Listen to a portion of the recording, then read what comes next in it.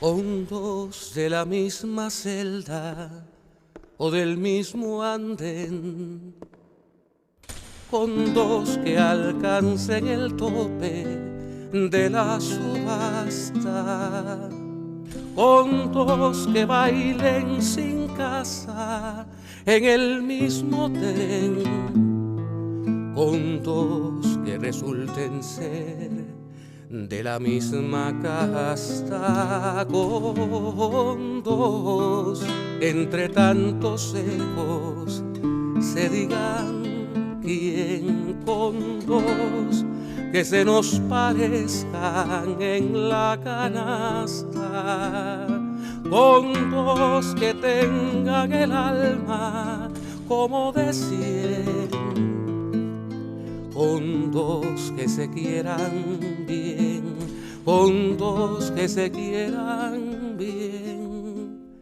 con dos que se quieran bastar, con dos que tengan el alma como de 100, con dos que se quieran bien, con dos que se quieran, con dos que se quieran bastar.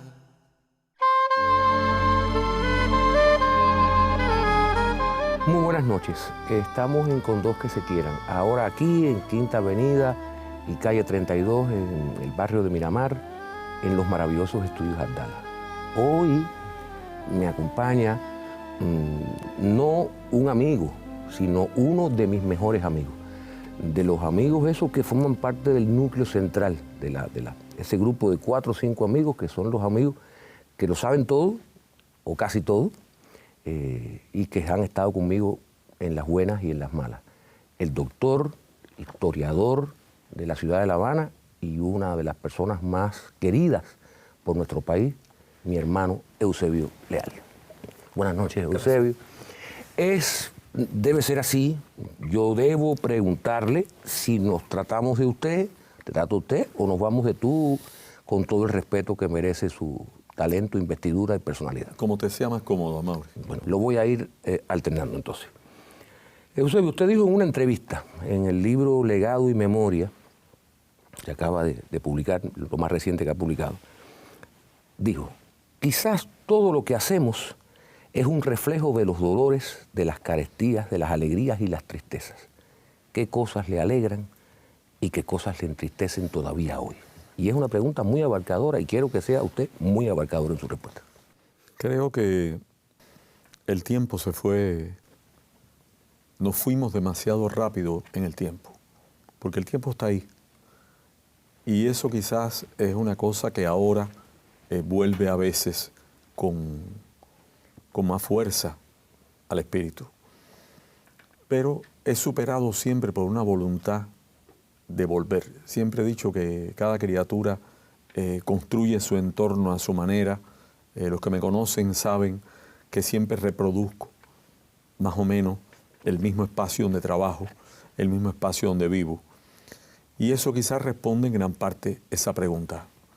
En cada uno de esos elementos, objetos, plantas, hasta en el canario que está permanentemente en mi oficina y que a veces sorprende mucho a los visitantes. O alguien por teléfono me dice, hay un pájaro que está cantando, y yo, sí, está al lado mío. Esto expresa un poco esa voluntad y ese deseo de buscar equilibrios en las cosas a partir de esa que deseamos una vez y que después tuvimos. Pero quizás lo más angustioso es el paso del tiempo por nosotros, por mí en este caso. Querer volver con la misma fuerza, con el mismo brío, a hacer lo que hicimos ayer, a veces no es posible. Pero yo siempre, Eusebio, que lo veo en público, incluso cuando estamos juntos en público, yo veo una alegría, irradia alegría a la personal de Eusebio. Sin embargo, cuando nos vemos en privado, en ambientes más familiares, me asalta a veces un Eusebio triste, que no se corresponde con el Eusebio que admira y venera la nación y buena parte del mundo. O sea, ese Eusebio que aunque usted diga que ha pasado el tiempo, primero no se nota, uno. no se nota. Y por eso yo le decía, lo entristece evidentemente el paso del tiempo, pero que lo alegra. Bueno, creo que es a la inversa. Quizás cuando nos encontramos privadamente, soy el que soy. Y cuando estoy en el público interpretando el papel de Eusebio y Leal, el rol de Eusebio Leal, entonces la cosa es diferente, es necesariamente distinta. Ah, claro. Esa es una verdad, ese personaje pesa mucho. Ya, pero, a ver, muchas personas en Cuba, Eusebio, y me incluyo, lo consideran un héroe. Pero hay dos tipos de héroes. Está el Ulises, que después de una larga travesía y tortuosa travesía tiene un final feliz, pero también está el Quijote, o esa especie de voluntad de ruina. ¿Con cuál de esos dos héroes usted se identifica? Siempre Ulises, siempre Ulises. Aunque poner un poco de locura en la cordura es bueno, creo que eso fue un tiempo de la vida. Ahora la isla de Ítaca está más cerca. Quizás eso es más que un consuelo. Ahora se ven los frutos del trabajo. Quedan atrás quizás a veces silenciadas por la conveniencia o, no sé, veladas por las circunstancias del triunfo del trabajo, aquellos que quizás no nos quieren bien, aludiendo un poco a el título de tu programa. Claro. En este caso, en mi caso, hace falta que nos quieran bien muchos, y no solo dos. No solo dos. Esa es la verdad. Claro, sí. Entonces, para ese concepto de muchos, trabajo yo siempre. Estoy pendiente de ellos, y ellos, para bien y para mal, están pendientes de mí. Cuando doy el más mínimo signo a veces, inmediatamente surgen preocupaciones, llaman, preguntan, se interesan, y eso es muy bueno, porque claro, ese personaje está continuamente acompañado por niños, por jóvenes, por familias, y eso no es una impostura, es una verdad. En la vida real somos pocos. Sí, ¿y por qué usted cree que, Eusebio, que todo el mundo dice, y cuando digo todo el mundo digo mucha gente, en Cuba por lo menos, todos los cubanos, dicen, hoy me preguntaba uno de los técnicos, me dice, ya Eusebio tiene la calle Prado. Y entonces yo digo, ¿por qué? Dice, no, pues en cuanto Eusebio tenga la calle Prado se ilumina, la calle Prado se pone perfecta y los leones rugen. Bueno, puedes decirle a nuestro amigo ¿sí? Que ya los bombillos están llegando en un barco. Ya están llegando los bombillos. Eso es lo más importante. Y lo segundo es que yo nunca, a esta altura, soñar se puede soñar solo, y es verdad. Pero construir y hacer es el esfuerzo de muchos. Y yo creo que sí, que efectivamente ellos se hacen sentir. Sí. Cuando toman un espacio y aplican la política de restaurar, la política de participación comunitaria, la política de sembrar una y otra vez, hasta que finalmente el árbol fue amado y respetado. Eso le ha dado a esa institución ese prestigio. En este caso, debemos admitir que Eusebio Leal no soy yo, sino que es una forma de actuar, una manera de ser, claro, un personaje público y una institución. Y esa institución, que es su oficina, que para muchas personas es siempre una incógnita, porque ven por muchos lugares carteles, oficina, oficina, oficina, y no son pocos los que tocan muchas puertas tratando de encontrarme, cuando en realidad estoy en una o estoy en las calles. Yo encarno el espíritu que en ese sentido la nación siempre ha tenido y quiere. La nación no quiere la destrucción, ni el abandono, ni la ruina, ni la desidia. Nada de eso lo quiere. Por eso hay que inventar y crear y responder a las incógnitas con cosas perdurables y duraderas. Valga la redundancia con dos términos parecidos. Claro. ¿Y por qué cree entonces que la gente singulariza en Eusebio el trabajo de un equipo tan grande? Y que yo conozco a muchos de ellos. No, son miles. Son miles. ¿Por qué? ¿Por qué lo singulariza? ¿Por qué todo el mundo dice Eusebio Leal va a ser, esto lo hizo Eusebio Leal, aquello levantó Eusebio Leal? Bueno, quizás viene un poco, Amaury, del andar, de esa memoria del tiempo tan importante de mi vida, que fue andar y andar y andar. Lilia Carpentier me confesó en los últimos meses de su vida, me dijo, ¿quieres que te diga algo? Con aquella forma cortante que tenía ella, me dijo Lilia, una buena y difícil amiga. Me dijo, ¿tú sabes lo que una vez dijo Alejo de ti? Y yo le pregunté, Lilia, dime qué dijo, porque yo tuve realmente muy poca relación con Alejo Carpentier, más con Lilia, lo cual no me resultó menos interesante, porque era ese tipo de mujeres que viven en la sombra, pero que son importantísimas en la historia. Y entonces me dijo, bueno, un día tú pasaste por un lugar en que estábamos nosotros, ibas con una carretilla o algo parecido de mano, llevando unas piedras. Entonces a Alejo le llamó la atención ver a aquella persona tan delgada, con aquel pelo negro ensortijado, con aquella fuerza que iba llevando aquello. Y le dijeron, bueno, ese es un muchacho que está reconstruyendo cerca de aquí el Palacio de los Capitanes Generales. Y Alejo le dijo, bueno, pues con esa carretilla llegará lejos. Eso me lo dijo Lilia. ¿Qué cosa? Lo más tremendo es que no ha llegado todavía. Eso responde un poco a la primera pregunta. Claro. A veces esas personas que andan con una carreta de piedra, andando y andando y andando, y que siguen con la carreta, son tildados de loco. ¿Cuántas veces lo han tildado de loco? Bueno, yo creo que es un atributo que suele acompañar a veces a las buenas intenciones que luchan, como se dice en Cuba, contra viento y marea. A veces ese viento y marea son incomprensiones, dificultades materiales, a veces son anticipaciones, cosas que hacemos a destiempo y que solo después podrían hacerse. Ese fue el caso. Pero las bases, los cimientos se sentaron en el tiempo en que la locura parecía ser el adorno de mi férvida cabeza, como diría Martí.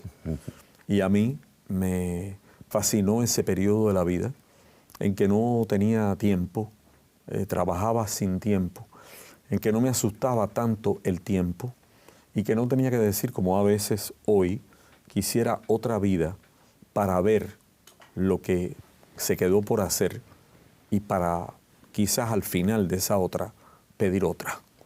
El otro día, este año, no recuerdo si fue a principios del verano, que estuve en la Basílica cantando para un enviado de su santidad que estuvo en Cuba. Llegué muy temprano y me fui ahí a los jardines que están detrás de la Basílica, al lado de la Basílica más bien, y revisé ese pequeño cementerio que tiene la oficina del electorato de la ciudad, porque no es el cementerio de Eusebio, está claro. A la gente le dice el cementerio de Eusebio, absurdo. Y ahí veo nombres entrañables. ¿Cómo uno puede aspirar? ¿Cómo puede aspirar uno a estar allí, en aquel jardín hermoso, oyendo desde lo profundo de la tierra, escuchando la música celestial que sale de la basílica? Bueno, lo primero fue la petición de una persona entrañable para mí que quería quedarse allí, en La Habana Vieja. Como otros deciden que lance sus cenizas al mar o al viento. Conozco los casos. Sí. Pero ella quiso, y entonces en el jardín fue depositado. Es una persona anónima para muchos, pero significativa para mi vida de trabajo y para esos años vividos. Y después, posteriormente, surgió la petición de María Benítez de traer a Emilito Roy, mi predecesor, y colocarlo en aquel lugar en el cual había florecido un precioso jardín. Y efectivamente ese precioso jardín, levantado sobre escombros y sobre un parqueo de automóviles, se constituyó en una especie de símbolo de una entrañable relación entre la ciudad y los que han contribuido a hacerla. Etimológicamente, el cementerio tiene una connotación profundamente cristiana, es la semilla, la sementera, el lugar donde se deposita eso, la semilla que ha de florecer en la memoria, en una resurrección de la memoria, de las virtudes, de las ideas, de las cualidades, del servicio o del cuerpo. Pero lo cierto es que aquí se convirtió en algo mucho más sencillo, mucho más extrañable, y yo pienso que más próximo a ese espíritu original. Y así surgieron otras personalidades que dijeron al jardín. Y a mí me complace mucho salir a asomarme al jardín y encontrar a los amigos con los cuales tengo un diálogo permanente con ellos, con su obra, con su afecto, con su cariño, pero que sirvieron y fueron muy útiles a la causa de la restauración de La Habana Vieja. Yo sé que queda un espacio, yo tengo un espacio separado ahí y marcado. Es decir, ¿Sí? Sí, ese es mío. No le pongamos límite al tiempo, querido. No, por eso yo tengo un espacio marcado y tengo mis amigas que son ahí las que trabajan en la basílica, que tú sabes que yo tengo una gran relación con todas ellas, con las acomodadoras, con las que limpian. Y le he dicho, ustedes vayan separándome este espacio, porque No este es el lugar Ten donde cuidado, yo no quiero... sea que haya tomado el mío. No. Ellas saben dónde está. Ellas saben dónde está, por eso me dicen, no, este es... Ellas saben dónde está. Eusebio, lo difícil de esta entrevista con usted, el trabajo me cuesta tratarte de usted todo el tiempo. Trátame de tú, tranquilízate. Estoy sufriendo. Tranquilízate. Si no, no saldrá bien. Lo complica, no, si sale bien, contigo todo sale bien. Es que te han hecho muchas entrevistas y desde aquella entrevista que nosotros hicimos juntos para aquel proyecto de programa, porque en realidad ni programa llegó a ser, fueron 8 nada más, se llamaba Muy Personal hace 16 años, en el 96, te han hecho cientos de entrevistas en televisión y documentales, y tú sabes, es complicado. Siempre hablamos de Silvia, de doña Silvia, tu amantísima madre, que eso se ha hablado de todas las maneras posibles. Pero en este libro, en Legado y Memoria, es que yo encuentro por primera vez una referencia tuya a tu padre. Y en la casa me hiciste una historia de cómo llegó a ti la única foto que tú tienes de tu papá. Y entonces yo quisiera que tú hablaras de tu padre y de tu madre. Bueno, mi padre se llamó, como yo, Eusebio Leal, y nació cerca de La Habana, en un pequeño pueblo, en Guira de Melena, y allí todavía hay personas que son parte de la familia paterna.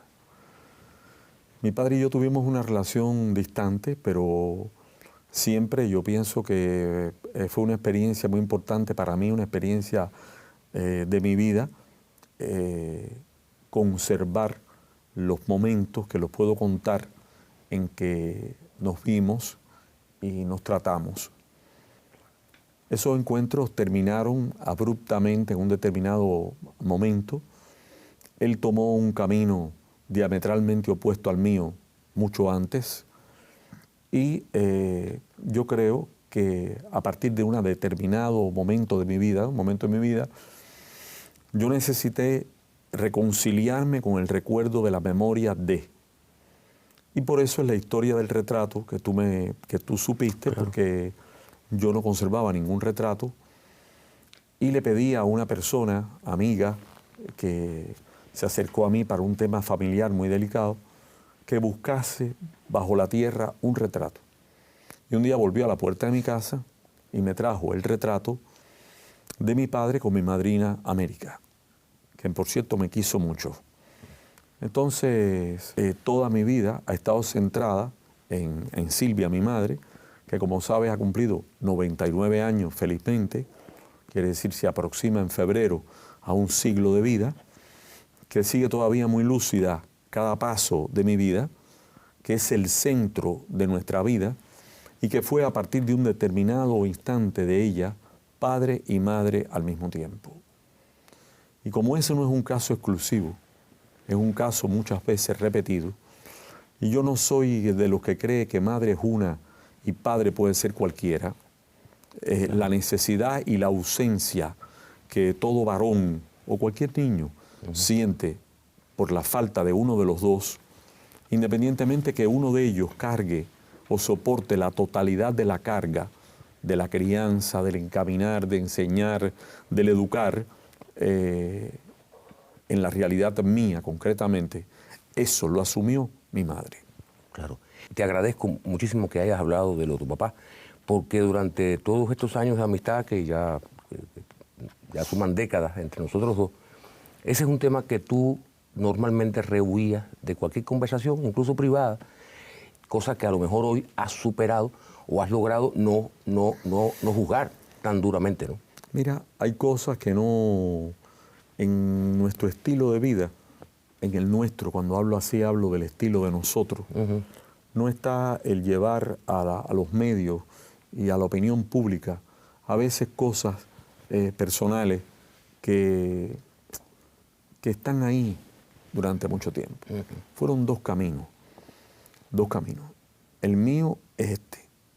Y fue un camino difícil para que al final, cuando ya el tiempo, como te decía, pesa, me sienta dichoso y contento de que mi decisión fue la mejor. Claro, lo que pasa es que yo me permití hacerte esta pregunta porque lo que suele sucederle a los personajes públicos que intentan mantener su vida en los bordes de la discreción, un día no están y entonces se inventa una fábula alrededor de ese personaje público que se cayó. Entonces yo a veces prefiero... No, yo estoy de acuerdo en eso. Si tú me preguntas y me precisas, la respuesta sería esta, sin ira. Mi padre fue un fugitivo de la revolución. Yo fui y soy hijo de ella. Una de las cosas que nos unió, a ti y a mí, que nos acercó en la amistad, en la sólida amistad, y yo blasono de eso, yo vivo orgulloso de nuestra amistad. Pero una de las cosas que nos unió fue el hecho de que ambos tenemos una formación católica, la tuya mucho más ortodoxa, mucho más rigurosa, la mía mucho más salvaje y primitiva.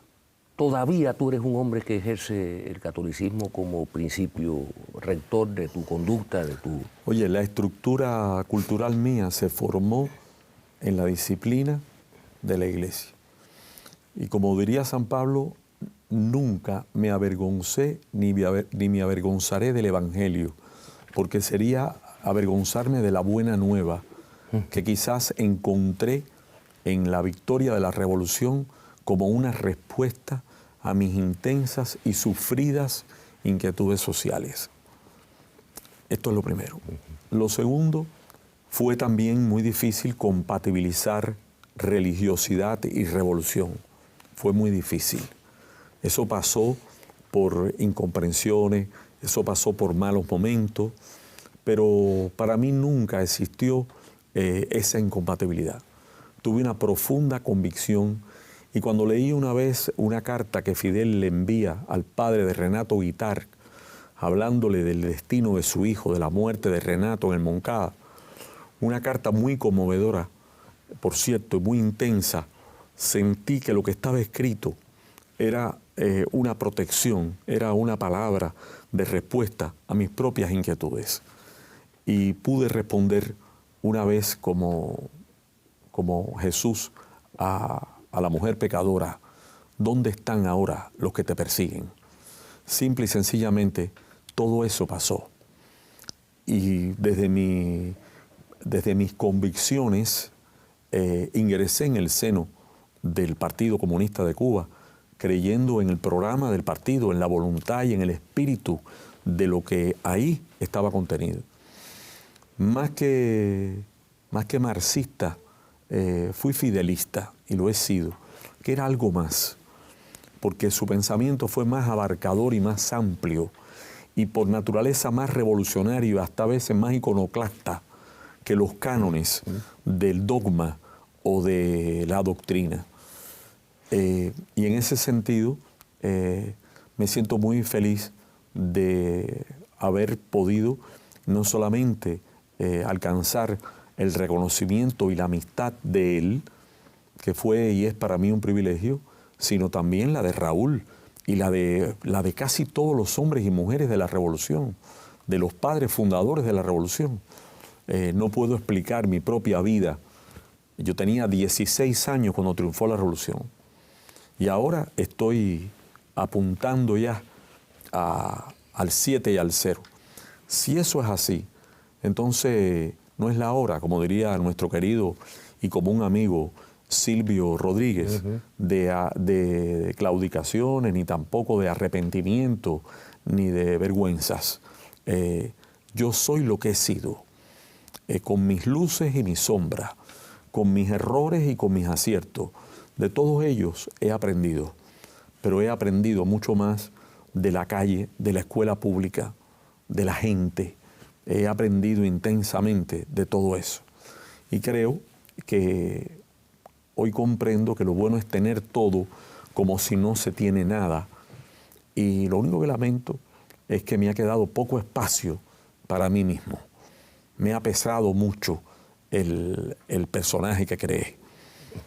Bueno, o que creamos nosotros también, ¿no? También nosotros, todos contribuimos a crear ese Fíjate que me puse personaje. la misma ropa con que me entrevistaste hace 16 años. Sí, pero en aquel momento estaba una bella corbata negra con una perla. Sí, pero no la que tengo ya no hoy. la veo. Precisamente no me la puse para quitarle un poco de formalidad al hábito con que Claro. suelo presentarme Claro. en los momentos en que la obligación me obliga a llevarla. No, Tú y seguro- sabes que por ti no he venido con mi traje gris de todos los días.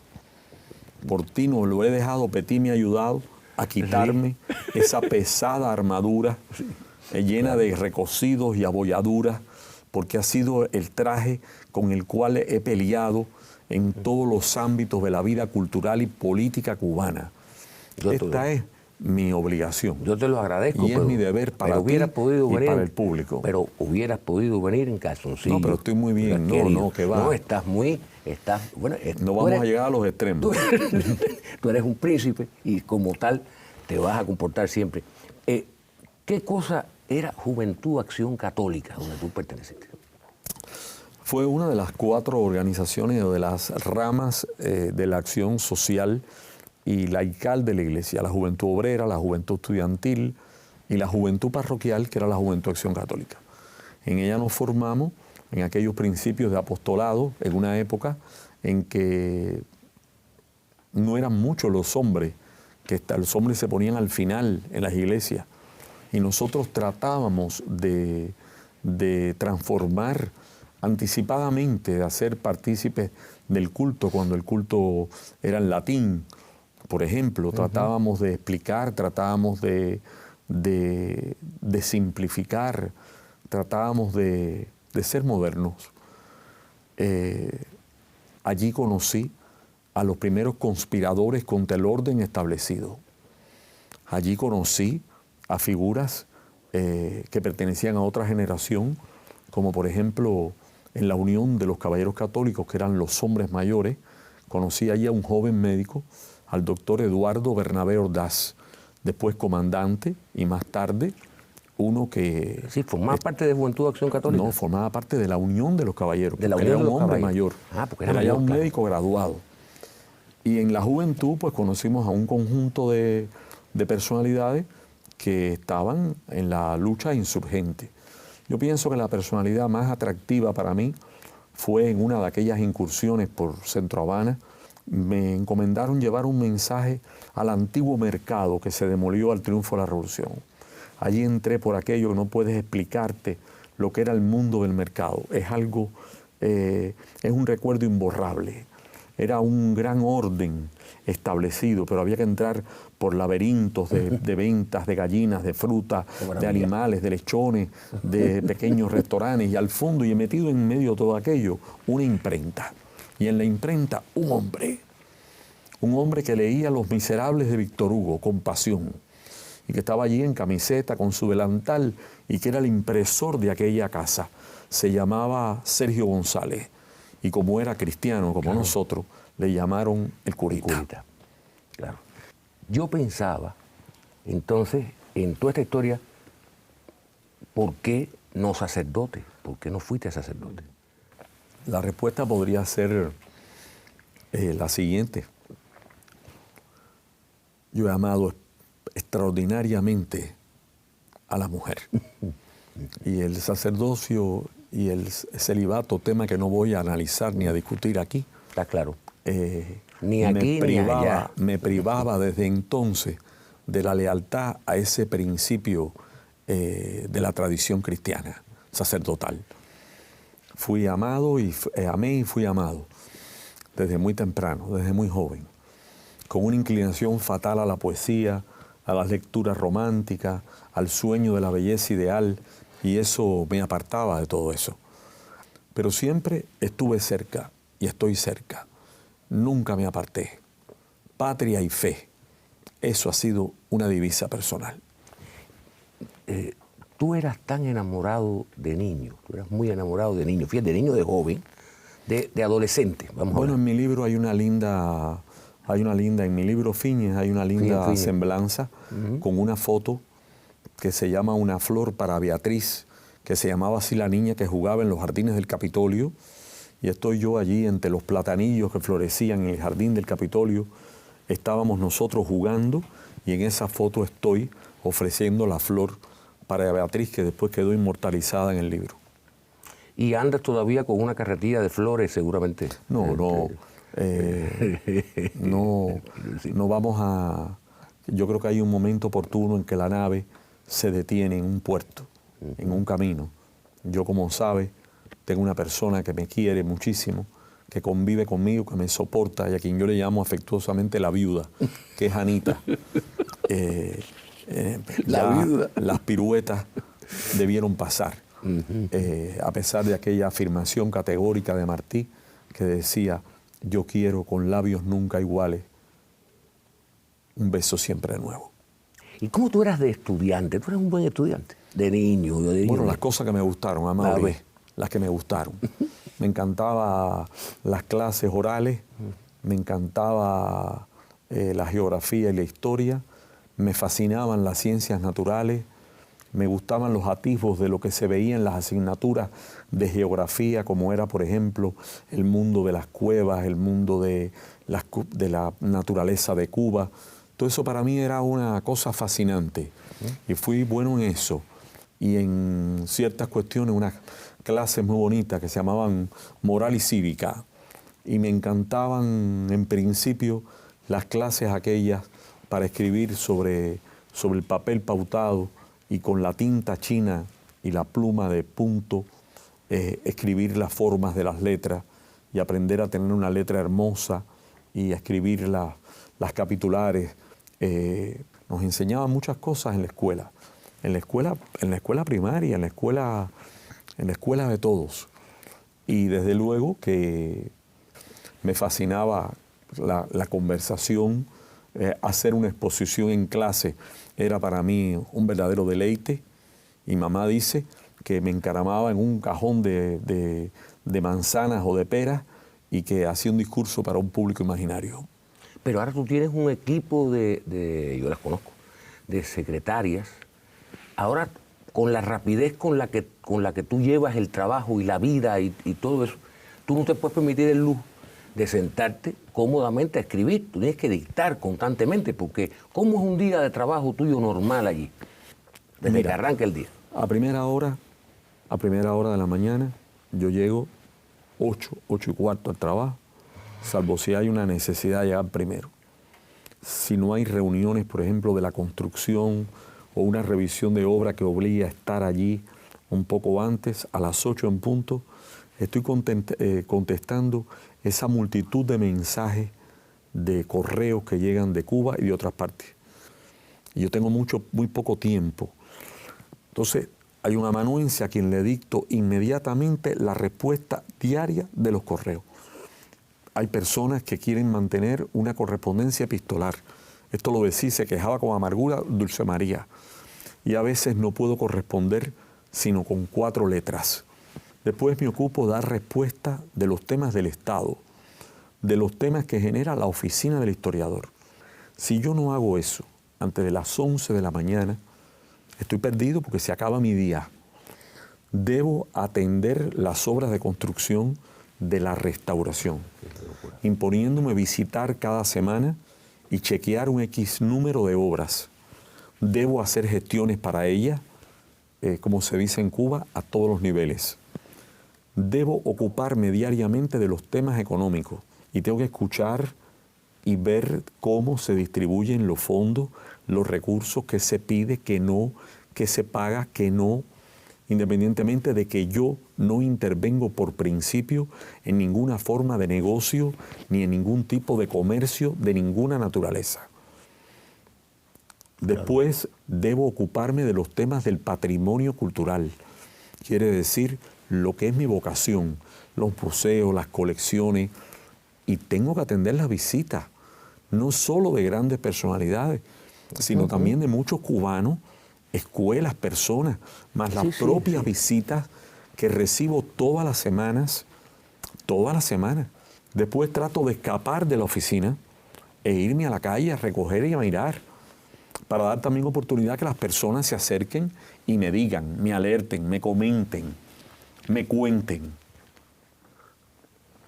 Visitar, explicar, recorrer. Y eso consume toda la semana. Debo atender mi deber como decano en el Colegio Universitario San Jerónimo de La Habana, que como parte de la Universidad de La Habana expone e impone una serie de deberes académicos. Debo atender a los temas que me son propios en el seno de la Academia Cubana, en el conjunto de los historiadores, mis colegas, etcétera. Quiere decir que en realidad la vida es llena completamente de deberes que hay que cumplir. Como tú sabes, yo no llevo agenda, no apunto, todo está en mi memoria, nunca puse una mano, ni creo que la pondré en una computadora, nada de eso. Un teléfono celular para mí es un artefacto casi inútil porque nada más es que conozco 2 o 3 teclas. Sí, la tecla de llamar y la de recibir, la de apagar y encender. Soy de esos niños que debían aprender las cosas en la memoria y como tal vivo. Claro. Otros lo hacen para mí. Sí, qué bueno. A primera hora me entregan con los correos las noticias del mundo, qué declararon mis amigos, qué se comenta del país. Todo eso hay que saberlo. Es lo que llamaba en una frase, yo no podré estar, recuerdo a Lezama en su centenario, que le preguntaba a uno, ¿en qué está usted? Y decía, yo en el Tibiri Tábara. Ya los cubanos de hoy no saben qué cosa es el Tibiri y Tábara. Pero también hay otra que decía, está en el inside. Quiere decir, está en la cosa. Y yo pienso que hay que estar. Uno no puede presumir de ingenuo en los tiempos en que toda habilidad es poca. Pero también hay una parte del tiempo ese del día de Eusebio, donde Eusebio tiene que defenderse de las pequeñas miserias, las pequeñas escaramuzas personales que intentan tender, pequeñas trampas que intentan tender ese tipo de personaje mediocre que ronda definitivamente, que ronda nuestros ministerios, que ronda nuestras instituciones. Y eso me va a llevar, eso lo dije yo, o sea, ya no lo dijiste tú, pero eso me lleva a un consejo que tú me diste hace muchos años, donde tú me decías, aunque venga contra ti acechándote un ejército de hormigas, saca tú los cañones. Mira, la mejor defensa es la vida propia y es la vida misma. No se debe a esta altura detener uno en el camino. Los chinos tenían un proverbio, decían los antiguos, se lo atribuyen al sabio Confucio, si los perros ladran es señal de que cabalgas. Entonces, cabalgar, no perder tiempo en eso. Decir cada cosa en el lugar oportuno. No lanzar las margaritas en el lugar donde están los cerdos comiendo, porque ellos no tienen capacidad para apreciarlas y las destrozarían. No tratar de negarme cuando pidan la moneda, sino también responder como aquel, dar a César lo que es de César. Tratar de respetar mucho a los demás y sobre todo no caer en provocaciones, no aceptar que nadie venga nunca a decirte, oye, están comentando de ti tal cosa, porque esas trampas ya me las conozco. La respuesta a una amiga que vino una vez a decirme eso fue, ¿y tú qué hiciste? Porque si tú eres tan amiga mía como para decirme esto, me imagino que allí diste una batalla. Claro. Me dijo, no, yo no lo hice porque figúrate, ahí me daba pena. Digo, entonces, no me envenenes con eso. Yo prefiero, como Mr. Magoo, andar a ciegas. Yo prefiero ir como el niñito representado en los cromos del ángel de la guarda, caminando sobre el precipicio, y que hay una mano misteriosa que me toma por el pelo o por la camisa y me saca adelante cuando el precipicio se hable delante de mí. Si eso no fuese verdad, no estaríamos en este programa. Y decir lo que te cuento no sería posible. Claro, pero entonces me estás afirmando, sin retórica de ningún tipo, que ante esos ejércitos de hormigas hay que sacar los cañones, porque detrás de ese hermoso y bien hilvanado discurso también está el Eusebio, como se dice en el ambiente popular, que no se agacha. Yo soy un soldado y como tal he aprendido la lección y tengo varias líneas de defensa. Una primera, una segunda, una tercera. Siempre me he preparado para todo, porque siempre toda obra tiene que ser defendida. Claro. Siempre me preparé. Sería pobre una nación, una familia o una persona que no se preparan para una carestía, para un debate, para un asalto, para cualquier cosa extraordinaria, en cualquier tiempo y en nuestro tiempo.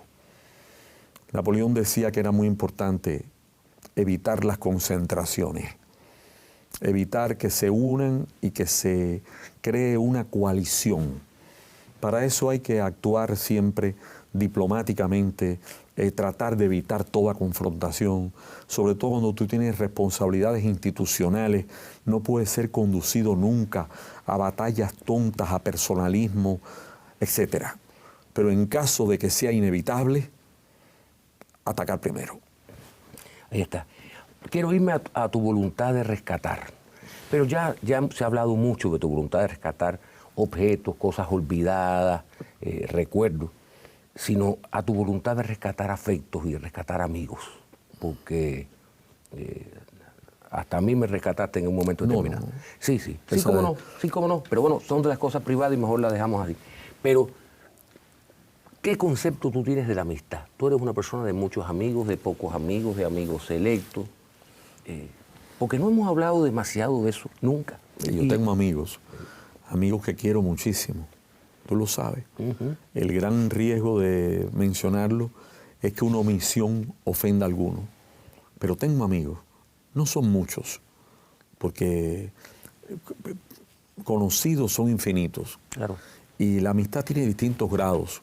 Así que puedo decir que tengo millares, centenas de millares de amigos en toda Cuba, niños que me escriben, personas que se acercan, muchos amigos. Después, en otro grado, hay otros amigos. Amigos de cuitas, amigos de poder ir a su casa y sentarme, cosa que tú sabes, hago muy poco, ahí ya son menos. Y amigos que sin proponérmelo yo, ni siquiera ellos, nos vemos muy poco, coincidimos poco, pero estamos ahí. Yo no vacilaría en tocar una de esas puertas y estoy seguro que uno de ellos la abriría de par en par. Cuando he estado enfermo, cuando he estado como consecuencia de ello apartado de esa vida, de ese torbellino de vida que es mi propia vida, esos amigos han venido a ofrecerme su ayuda, su solidaridad, su afecto, su desinterés, todo, su dinero si fuese necesario, su sangre si fuese necesario. Entonces los quiero mucho a todos y valoro altamente la amistad, no el amiguismo. No practico el amiguismo, no doy nada a cambio de nada, nunca he hecho eso. Sí sé que a la vuelta del camino, lo que siembras se recoge. También no se puede ir por la vida prodigando favores, sobre todo cuando los favores no se hacen del bolsillo propio, sino se hacen con el poder y la capacidad de una institución, de una entidad, porque entonces extravías el valor de la amistad. Lo que hagamos desde la vida oficial es en nombre de la nación, y la actuación pública es siempre una responsabilidad en nombre de la nación para los que públicas responsabilidades tienen. en el orden privado, entonces están estos amigos, que no son amigos políticos, sino que son amigos del afecto. Cuando algo que yo no he hecho, o que he hecho, y que a ti te ha parecido mal, tú me lo has dicho siempre con franqueza absoluta. Y cuando tú has hecho algo que a mí no me ha parecido conveniente, te he dicho, Amaury, esto, no como consejo, porque aquí no hay que estar dando consejos, sino como cosas francas, como alguien que no viene con un puñal envuelto en un pañuelo de seda, sino como eso tan importante que se llama un buen amigo. Lo que pasa es que hay ciertas cosas que se han vulgarizado. Por ejemplo, se ha vulgarizado darle la mano a todo el mundo. Es algo terrible. Dar la mano tiene que ser un acto de amistad, de concordia con el corazón. Lo demás debe ser saludar con una inclinación, porque eso es un acto de amistad, es un acto de fraternidad y de hermandad. Igual que un beso. Aquí han proliferado los besos. A mí esa besuconería no me gusta para nada. Yo beso al que quiero, al que me extiende en la mejilla le beso, pero no estoy prodigando ni tampoco me gusta ese besuqueo, porque me recuerda el de Judas, además. Eso no puede ser. Todo tiene que tener una escala de valores, tiene que responder a sentimientos reales. Y lo demás es cortesía, buenos hábitos, educación, que es tan importante. Es lo que creo.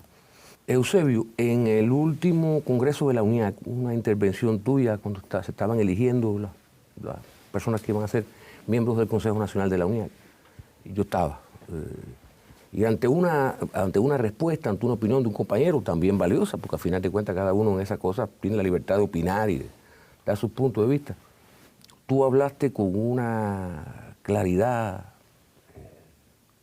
para muchos insoportable y para otros bienhechora, del asunto del artista, de la persona que emigra.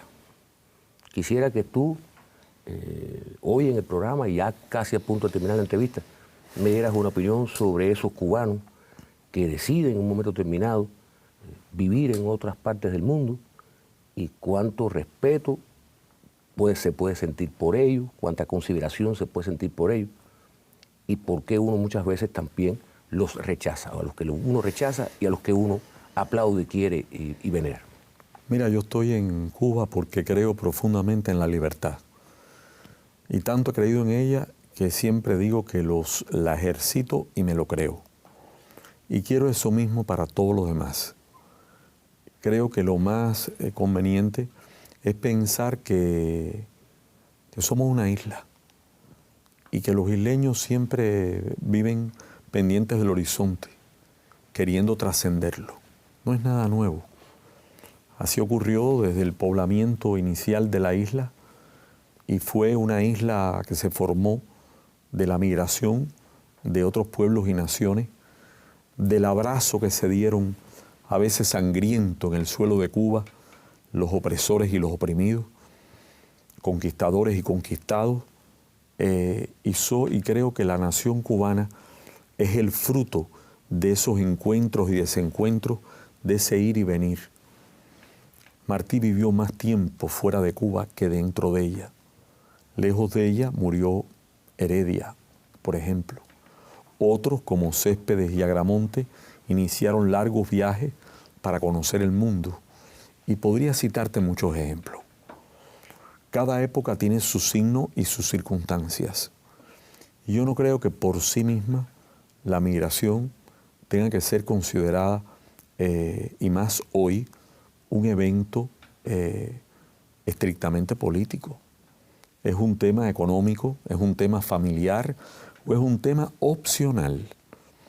Y yo creo que eso hay que respetarlo profundamente y creo firmemente que todo lo que limite y todo lo que dificulte esa libre ir y volver es algo que debe extinguirse. Creo sí, estoy muy claro, que hay una lista concreta, sobre todo porque no podemos ahora fingir que el compromiso se acabó. Por lo menos para mí no ha terminado. Los que han hecho armas contra Cuba, los que han derramado sangre cubana, los que han planeado hacerlo, deben ser los que no pueden volver. Los que han ido y han fundado y han creado y tienen en su patria un punto de referencia, tienen una tumba a la que acudir, un pueblo al que volver, una madre a la cual besar, un niño que recuperar. Todo eso es para mí lo normal y lo natural. Y creo que eso, lejos de disminuir a la patria, a la nación, la amplía. Como se ha expresado, y es yo creo que una voluntad de la nación, llega un tiempo en que esa cubanía no es solamente el derecho por el hecho de nacer, sino que es cubanía por el hecho de desear. Hay un bautismo de fe de cubanía que es muy importante, Y yo creo que eso merece el mayor respeto. Y eso fue lo que planteé en aquel día en la UNIAC, en medio de un debate en que los temas culturales, como siempre, están ligados a temas éticos, a temas de la política. La política es ética y no se puede hacer política sin la cultura o prescindiendo de ella. Cuando la política prescinde de la cultura, es un artificio. Se convierte en burocracia, se convierte, no sé, en cualquier cosa, menos en eso. Entonces, en medio de aquel debate, pues fue necesario dar una opinión y había que darla un poco en carne propia y decirla, cada cual que lo haga. Yo siento muchísimo orgullo de mis propios hijos y lo siento de mi madre y lo siento de mis abuelos, que fueron libertadores y lucharon por la independencia de Cuba. Los padres de mi madre, él y ella, fueron libertadores y soñaron con esa Cuba que creo que nosotros hemos querido construir y que es una construcción inacabada, porque hay todavía derechos de la nación que no han sido conquistados, hay todavía derechos de los cubanos por los cuales tenemos que seguir luchando, dentro de ese concepto que se abre paso de la unidad en la diversidad, del respeto a la singularidad, del respeto al principio de que no puede haber unanimidad en todo. En este sentido, volviendo a tu pregunta, los que desean libremente ir y volver, que vayan y vuelvan. Siempre habrá los que decidan seguir haciendo la prueba de edificar, de construir. Y si es posible, que los que van y no olvidan nos extiendan la mano. Me parece maravilloso. Bueno, yo te agradezco que tú hayas utilizado una parte de tu tiempo para venir a conversar con tu hermano Amaury. Te doy las gracias en nombre también de esos padres a los que pertenezco, que tienen a sus hijos viviendo fuera. Y normalmente digo te quiero en este programa. Yo debo decirte a ti que yo te amo. Gracias.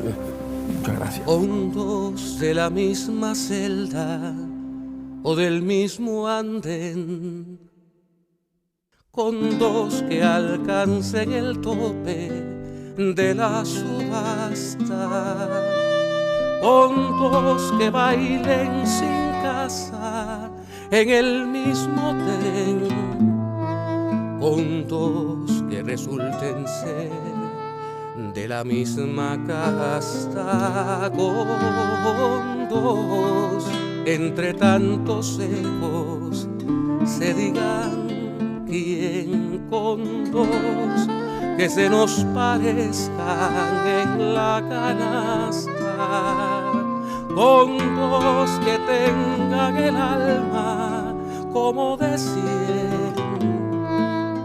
con dos que se quieran bien, con dos que se quieran bien, con dos que se quieran bastar, con dos que tengan el alma como de 100, con dos que se quieran bien, con dos que se quieran bien, con dos que se quieran basta.